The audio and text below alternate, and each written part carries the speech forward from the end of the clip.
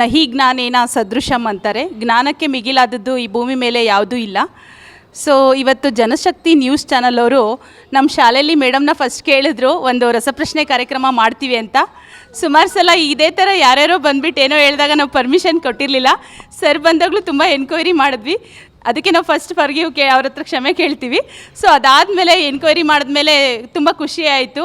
ಈ ಥರ ಒಂದು ಕ್ವಿಝ್ ಮಾಡ್ತೀವಿ ಮಕ್ಕಳಿಗೆ. ಅದು ನಾವು ಎಕ್ಸ್ಪೆಷಲಿ ನಮ್ಮ ಉದ್ದೇಶ ಅಂದರೆ ಗೌರ್ಮೆಂಟ್ ಶಾಲೆ ಮಕ್ಕಳನ್ನೇ ಆಯ್ಕೆ ಮಾಡ್ಕೋಬೇಕು ಅಂದಾಗ ಅವ್ರಿಗಲ್ಲಿರೋ ಒಂದು ಉದ್ದೇಶ ನೋಡಿ ನಮಗೆ ತುಂಬ ಖುಷಿ ಆಯಿತು.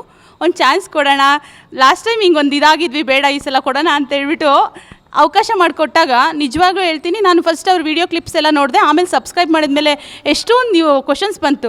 ಒಂದು ಕ್ವಶನ್ಗಿಂತ ಒಂದು ಕ್ವಶನ್ ತುಂಬ ಡಿಫ್ರೆಂಟ್ ಆಗಿದೆ. ಸೊ ಸುಮಾರು 12-13 ಸ್ಕೂಲ್ಗಳಲ್ಲಿ ಈ ಥರ ಮಾಡಿದ್ದಾರೆ. ಇಲ್ಲಿ ಬೆಟ್ಟಲ್ಸೂರಲ್ಲಿ ಕೂಡ ಮಾಡಿದ್ದಾರೆ. ನೋಡಿದಾಗ ನಮಗೆ ಎಷ್ಟು ಚೆನ್ನಾಗಿದೆ ಕ್ವಶನ್ ಅಂದರೆ, ಎಷ್ಟು ಚೆನ್ನಾಗಿ ಒಂದು ಸುತ್ತಲಿ ಕೇಳಿರ್ತಕ್ಕಂಥ ಕ್ವಶನ್ ಅಥವಾ ಒಂದು ಸ್ಕೂಲಲ್ಲಿ ಕೇಳಿರೋ ಕ್ವಶನ್ ಮತ್ತೆ ರಿಪೀಟ್ ಆಗಿಲ್ಲ. ಎಲ್ಲ ಥರದ ವಿಚಾರಗಳನ್ನು ಕವರ್ ಮಾಡ್ಕೊಂಡಿದ್ದಾರೆ. ಹಿಸ್ಟ್ರಿ ಇರ್ಬೋದು, ರಾಜ್ಯಶಾಸ್ತ್ರ ಇರ್ಬೋದು, GK ಇರ್ಬೋದು, ಕನ್ನಡ, ತುಂಬ ಕ್ವಶನ್ ಚೆನ್ನಾಗೇ ಅರೇಂಜ್ ಮಾಡಿದ್ದಾರೆ.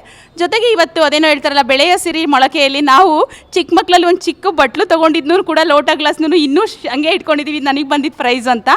ಏನು ಮಕ್ಕಳಿಗೆ ಇದು ಮೆಮೊರಿಯಾಗಿ ಉಳ್ಕೊಳ್ಳುತ್ತೆ ಅಂದರೆ, ನಾನೇನೋ ಒಂದು ಗೆದ್ದೆ, ನಾನೇನೋ ಒಂದು ಸಂಪಾದನೆ ಮಾಡಿದೆ, ಅದು ಅವ್ರಿಗೆ ಇನ್ನಷ್ಟು ಉತ್ತೇಜನವನ್ನು ಕೊಡುತ್ತೆ. ಮುಂದೆ ಬೆಳೀತಕ್ಕಂಥ ಕನಸು ಕಂಡಿರೋಂಥ ಮಕ್ಕಳು ನಿಜವಾಗ್ಲೂ ಹೇಳ್ತಾರಲ್ಲ, ನಾವು ಒಂದು ಬೆಳೆಯೋ ಸಿರಿ ಮೊಳಕೆಯಲ್ಲಿ ಚಿಕ್ಕ ಮಕ್ಕಳಲ್ಲೇ ಆ ಒಂದು ನಾನು ಗೆಲ್ಲಬೇಕು ಅನ್ನೋ ಹಂಬಲ ಬಂದಾಗ ಖಂಡಿತವಾಗ್ಲೂ ಅವರೊಂದು ಮುಂದೆ ಬರ್ತಾರೆ. ಇನ್ನೂ ಕೆಲವು ಮಕ್ಕಳು ಇವತ್ತು ಅಬ್ಸರ್ವ್ ಮಾಡೋಕ್ಕೆ ಏನು ಬಂದಿದ್ದಾರೋ ಅವರೆಲ್ಲ ಮುಂದೆ ಬೆಳೆಯೋ ಮಕ್ಕಳು. ಅವ್ರಿಗೂ ನಮ್ಗೆ ಆಸಕ್ತಿ, ನೆಕ್ಸ್ಟ್ ನಾವು ಕೇಳಿಸ್ಕೋಬೇಕು, ನಾವು ಇದನ್ನು ಮಾಡಬೇಕು ಅಂತ. ಈಗ ಗೆದ್ದಿರೋ ಮಕ್ಕಳು, ನನಗೆ ಪಾರ್ಟಿಸಿಪೇಷನ್ ಈಸ್ ವೆರಿ ಇಂಪಾರ್ಟೆಂಟ್ ಅನಿಸುತ್ತೆ.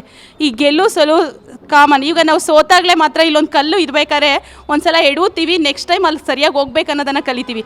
ಏನು ಇವಾಗ ಸೋತಿದ್ದೀವಿ ನಾವು 3rd ಪ್ಲೇಸ್ ಅಥವಾ 2nd ಪ್ಲೇಸ್ 4th ಪ್ಲೇಸ್ ಅಂತ ಏನು ಪ್ಯಾನಿಕ್ ಆಗೋದಾಗಲಿ ಬೇಜಾರಾಗೋದಾಗಲಿ ಬೇಡ. ಇದೊಂದು ಹಂತ, ನಿಮ್ಮ step. Participation is very important ಅಂತ ನಾನು ಹೇಳಕ್ಕೆ ಪಡ್ತೀನಿ. ಸೊ ಅದೇ ರೀತಿ ನಮ್ಮ ಮೇಡಮ್ ಇದಕ್ಕೊಂದು ಅವಕಾಶ ಮಾಡಿಕೊಟ್ರು. ಅವರು ತುಂಬ ಅಷ್ಟೇ, ಏನಾದರೂ ಕ್ವಶನ್ ಡೈಲಿ ನಾವು ಪ್ರೇಯರಲ್ಲಿ ಕ್ವಶನ್ಸ್ ಕೇಳ್ತಿದ್ರೆ ತುಂಬ ಎನ್ಕರೇಜ್ ಮಾಡ್ತಾರೆ. ಸೊ ಇದ್ರ ಮೂಲಕ ಈಗ ಮಕ್ಕಳಿಗೆ ಇನ್ನಷ್ಟು ಜನಕ್ಕೆ ಈ ಏನು ನ್ಯೂಸ್ ಚಾನಲಿಂದ ನಾನು ಓದಬೇಕು, ನಾನು GK ಕ್ವಶನ್ ಬರ್ಕೋಬೇಕು, ನಾನು ಓದಬೇಕು ಅನ್ನೋ ಹುಮ್ಮಸ್ಸು ಇದರಿಂದ ಬಂದಿದೆ.